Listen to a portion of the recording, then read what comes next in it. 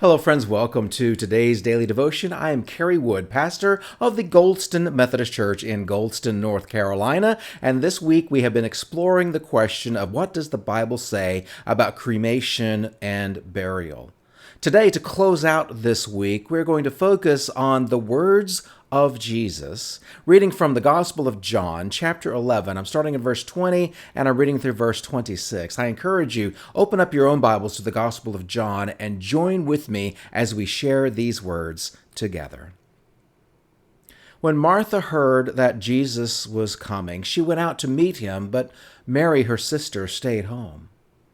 "Lord," Martha said to Jesus, "if you had been here, my brother would not have died.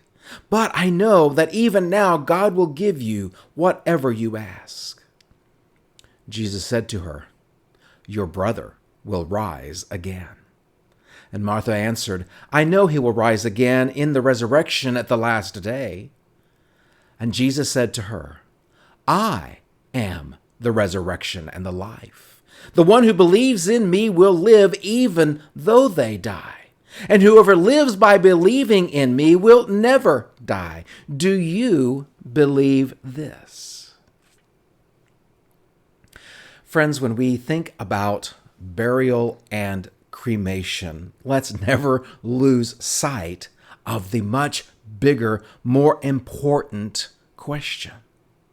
Will you live after you've died in Jesus as his experience, his expression in this gospel tells us he is the resurrection. He is the life. And we who trust in him, who believe in him, we will never die, even when we die. The body ultimately is not the primary motivation, not the primary activation of what God is doing. Rather, it is the spirit that God has breathed into us from our very creation. The scriptures tell us that even before we are born, God knows us. He knits us together in the secret places of our mother's wombs. And when this life is over and these bodies are burned or these bodies are buried, if we have trusted in Christ, then the body no longer matters.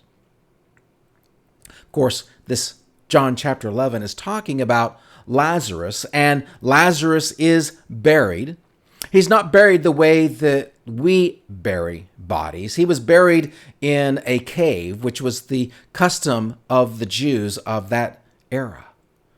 And his body was wrapped up in cloths. There was no coffin, there was no vault, but there was a great big stone, and Lazarus's body had been in there for long enough that the body was beginning to break down. It was decomposing. And when Jesus came to the tomb and he told him to roll the stone away, they objected. "Oh, but Lord, he's going to stink."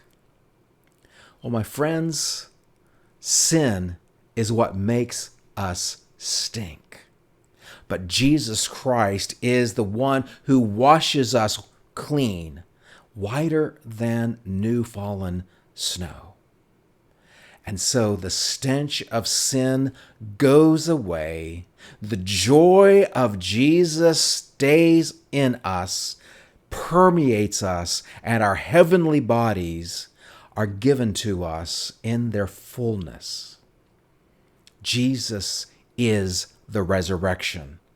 Whether a body is cremated and turned to ash, or a body is buried and turns to dust, let's focus on living with Jesus. And I'll see you on Monday for our next daily devotion.